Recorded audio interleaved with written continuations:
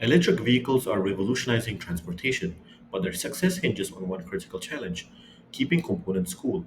The Thermal Management System, or TMS, is the guardian of EV safety. It ensures batteries, motors, and electronics operate within a narrow 20 to 40 degrees window. Why does this matter? Overheating can trigger catastrophic thermal runaway, while cold temperatures slash driving range. Both scenarios risk safety and consumer trust. Our project tackles this head on with failure modes and effects analysis FMEA. We're systematically identifying risks in the TMS like coolant leaks or sensor failures and prioritizing fixes to prevent failures before they occur. This work aligns with global standards like ISO 26262, ensuring our solutions meet rigorous safety benchmarks. By hardening the thermal management system against failures, we're not just protecting components, we're accelerating the world's shift to safe, sustainable EV. What if you could predict and prevent disasters before they happen? That's exactly what failure modes and effects analysis FMEA does. FMEA is a protective roadmap to spot risk in any system and asks three critical questions. Number one, severity. How bad could this failure be? Number two, occurrence. How likely is it to happen? Number three, detection. Can we catch it early? Multiply these scores and you get the risk priority number, or RPN, your guide to tackling the biggest threats first. For our EV thermal management system, FMEA targets risks like coolant leaks or sensor failures that could overheat batteries or shut down the motor. By fixing these risks, we're building fail-safe, smarter maintenance plans, and designs that meet global standards. FMEA isn't just a tool, it's a mindset, because in the race to sustainable EVs, staying ahead of failures keeps us all moving forward. For the problem statement, electric vehicle thermal management systems are essential for maintaining optimal operating temperatures of key components, including batteries, power electronics, and electric motors. Failure or inefficiency in these systems can lead to reduced performance, safety risks, battery degradation, and potential vehicle malfunction. Understanding potential failure modes and their effects on the EV thermal management system is critical for ensuring safety, reliability, and efficiency. The objectives include to examine the background and importance of thermal management systems in electric vehicles and to identify and analyze potential failures within the EV thermal management system and their effects on performance, safety, and longevity. For the scope of the project, the FMEA will cover all major components, assemblies, and subsystems of the EV thermal management system, including but not limited to water cooled condenser, chiller, HVAC, front-end module, and battery cooling plate. The failure mode analysis will focus on identifying potential failure modes, their causes, and their effects on vehicle performance, safety, and efficiency. The findings, recommendations, and mitigation strategies will be documented in a dedicated FMEA worksheet for EV thermal management system, providing a comprehensive overview of potential failure scenarios and their implication for EV operation.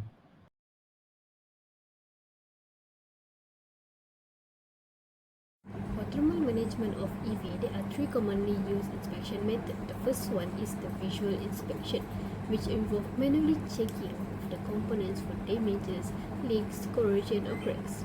The regular inspection of the cooling lines, coolant level, and fans will help to prevent overheating and improve the system reliability. The figure here shows a hose connector damage detected during the visual inspection of EV. Next is the infrared thermal imaging, or IR inspection. We use a thermal camera to detect hotspot and poor heat dissipation area. It is especially useful for identifying clogged coolant pathways or failing heat exchanger without any need to disassemble the system. For example, in the figure, we can see that there is an uneven heating displayed by the battery unit. Lastly is the leak detection method, sniffer. This device is used to detect refrigerant leaks in an EV's cooling system. When it senses escaping gas, it will alert the user with sound or visual signals, making it a fast and reliable tool for maintenance and inspections. When developing FMEA, it is important for us to refer to industry standards to ensure that the functional and safety requirements are met. The first standard that is being used in our FMEA is SAE J639, which focus on the design, assembly, testing, and servicing of mobile air conditioning systems. In our FMEA, we evaluate failure modes related to refrigerant leaks, compressor malfunction, and pressure drops, which can be analyzed using these standards. The next standard is ISO 26262, which focus on the functional safety in electrical and electronic systems. In the FMEA, we also analyze failure modes in the temperature sensors, cooling pumps, and controller. For example, if a sensor fails and provides incorrect temperature reading, it could lead to overheating of crucial components. That's where this standards comes in. Finally, ISO 6469 is also used, which provides safety specification for high voltage system in EVs. In FMEA, we assess risks such as electrical insulation failure, overheating of battery packs, and cooling system breakdown. By applying these standards, we implement safety measures like thermal barriers, insulation testing, and emergency shutdown protocol to prevent thermal runaway or electrical hazards. Thus, by using these standards, we are able to establish a structured approach to identifying, analyzing, and mitigating risks in AV thermal management. The thermal management system, or TMS in short, in electric vehicles ensures optimal performance by regulating temperature across key components.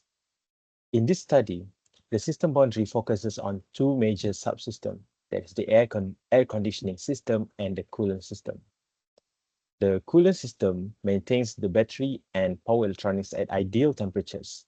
Key components include battery cooling plate, which removes heat excess, and front-end module, which integrates the radiators to dissipate heat. Inputs include coolant fluid and heat from the battery, while the outputs are dissipated heat and cooled battery. The system also interacts with AC system via the chiller and water-cooled condenser.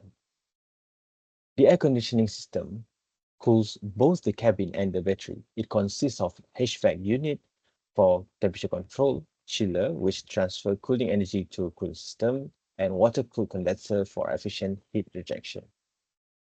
These subsystems work together with inputs like electrical energy and refrigerant and outputs like conditioned air and heat rejection.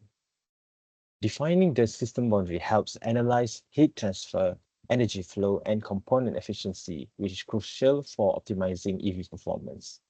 Understanding these interactions ensures better research and future improvement in EV thermal management. Failures in electric vehicle thermal management systems can lead to severe issues like battery degradation, overheating, and even thermal runaway incidents. Battery thermal management failures occur due to improper cooling, causing non-uniform heat distribution, faster degradation, and increased fire risk. Overheating power inverters reduce efficiency and vehicle reliability as excessive heat damages semiconductor components. HVAC failures not only affect cabin comfort but also drain battery power, reducing driving range. Lack of real-time monitoring increases failure risk. Hence, AI-based predictive maintenance offers solutions to prevent downtimes. Failure modes and effects analysis FMEA is crucial for identifying risks, improving reliability, and optimizing EV thermal management efficiency. By integrating FMEA, we enhance safety, efficiency, and longevity in EV thermal management system. Real-world EV failures highlight the urgent need for failure modes and effects analysis to prevent catastrophic incidents. For example, in South Korea, a Mercedes-Benz EQE 355 pushed authorities to accelerate EV battery certification and transparency. And second is Tesla Cybertruck fires have led to investigation with thermal runaway from battery stress causing multiple fatal incidents. And last but not least is a UK family's Mercedes EQA exploded while charging, raising concerns about unconfirmed thermal runaway risks. These cases prove why FMEA is essential to predict failures, improve safety, and enhance EV reliability. And identifying risks early is the key to preventing the next EV disaster.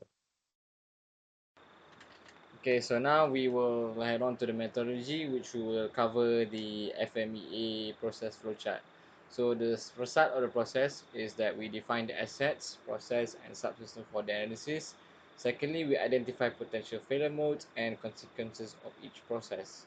And third, we conduct the failure effect and cost analysis, which is separated into three, which is evaluate and assigning of probability of occurrence rankings. Then we find the severe of failure rankings, and then lastly we find the failure detection rankings. So then what this each of these means is that for occurrence, 10, the scale of 10 marks very likely, while 1 marks unlikely. And then for severity, the number 10 is signifies that it is complete failure, whereas 1 signifies that there is no damage. And then for detection rankings, 10 it means of there's no detections, and then whereas 1 means it is extremely high. And then once we have assigned those failure rankings, we can now calculate the risk priority number, which is RPN, which is severity times by occurrence and detection. So if the RPN is within limit, then we end it. If it is less, it exceeds the limit, then we must take actions to lower RPN by adjusting one of the three factors so that we can get below the limit. For the first FMEA, we have the battery cooling plate. First, we have coolant leakage, which can reduce cooling efficiency, increase the risk of short circuits, and even lead to fire hazards. This issue is primarily caused by seal degradation, cracks, or improper assembly. To prevent this, it is recommended to implement high durability seals and improve quality control. Next, blockages in the cooling channels can cause uneven cooling and battery degradation. Air bubbles, debris, and corrosion are the main culprits. One of the most critical issues is pump failure, which can lead to complete loss of cooling flow and rapid battery overheating. This can happen due to mechanical wear, electrical failure, or sensor malfunctions. While we already have periodic maintenance and real-time monitoring, now it is introduced redundant pumps and better sensor diagnostics. Finally, material degradation can impact thermal conductivity and lead to leaks. Corrosion, thermal fatigue, and chemical reactions with coolant contribute to this issue.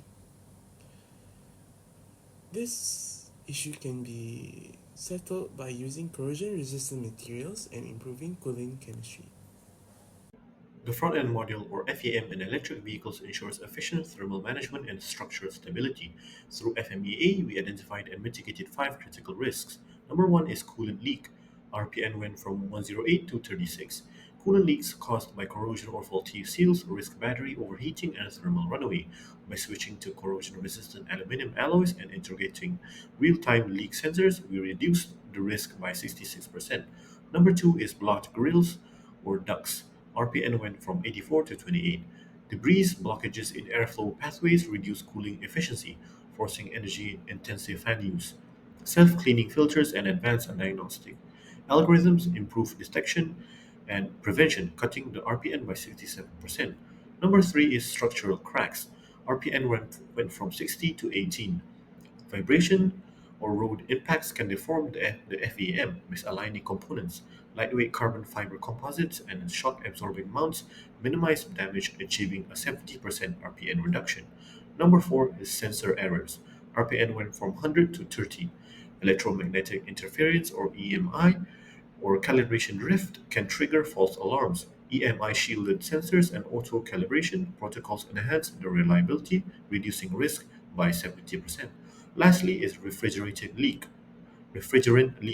RPN went from 120 to 48. Seal wear or punctures disable HVAC systems, risking cabin or battery overheating. Durable polyethylene seals and puncture-resistant shielding lowered the RPN by 60%. These interventions transformed the FEM into a robust system, ensuring compliance with safety standards. The drastic RPN reduction highlight our success in preempting failure failures enhancing EV reliability and supporting sustainable mobility. By addressing thermal, structural, and operational risk, we safeguard battery longevity, energy efficiency, and passenger safety.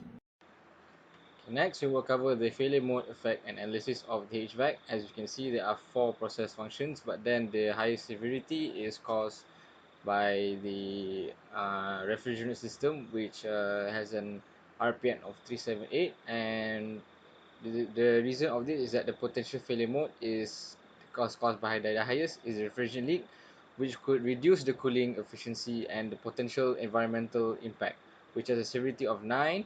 And then the potential causes of the mechanism failure is due to the hose deterioration, improper sealing, and vibrational stress, which has an occurrence of 7. So now the current process control is of regular inspections and pressure monitoring, which has a detection of 6. And then the recommended action is to switch to more durable hose materials to improve and also improve the sealing technique. So from there, the improved RPN is reduced from 378 to 200. The next component is the chiller, which is the bridge between the AC system and the cooling loop.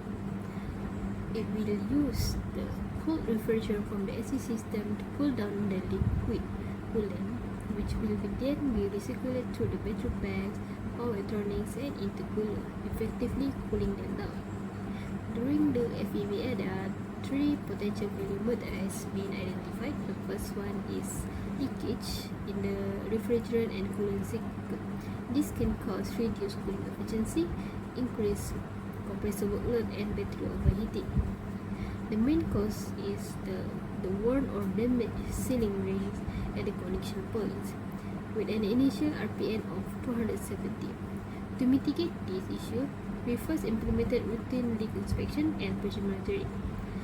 But further action can be done, which includes the upgrading the sealing material, adding automated sniffer-based leak detection system, and reinforce the connectors, which can reduce the RPM to only 81. The second mode of failure is cracks in the chiller, which can lead to coolant leakage and result in battery overheating and insufficient cooling. These cracks are often caused by mechanical stresses, poor material selection, or improper insulation.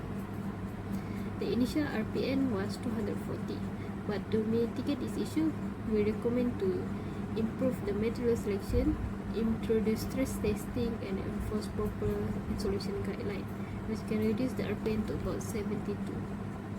The third failure mode is the coolant flow blockage, which can reduce the heat transfer efficiency, increase system pressure, and a higher risk of components overheating. This is mainly due to the debris accumulation or ice formation in the coolant pathway. The initial RPN was 215, but we addressed this by adding final filtration, implementing the flow cycle, and scheduling regular maintenance, bringing the RPN down to only 40. Thus, by doing this FMEA, we can improve the chiller's reliability. I'll be presenting for the failure modes and effect analysis FMEA for water-cooled condensers, focusing on key failure modes that affect its efficiency and reliability. Let's take a look for the overview. Water-cooled condensers are essential components in thermal power plants, refrigeration, and industrial cooling systems, where they facilitate heat exchange through condenser tubes. However, these systems are prone to failures such as scaling, fouling, erosion corrosion, tube leakage, and pitting corrosion, which can significantly impact performance. By applying FMEA, it allows us to identify risks, implement preventive strategies, and improve system reliability. Let's take a look for the first, scaling and fouling. It is caused by the deposition of minerals and biological materials. These reduce heat transfer efficiency and increase energy consumption.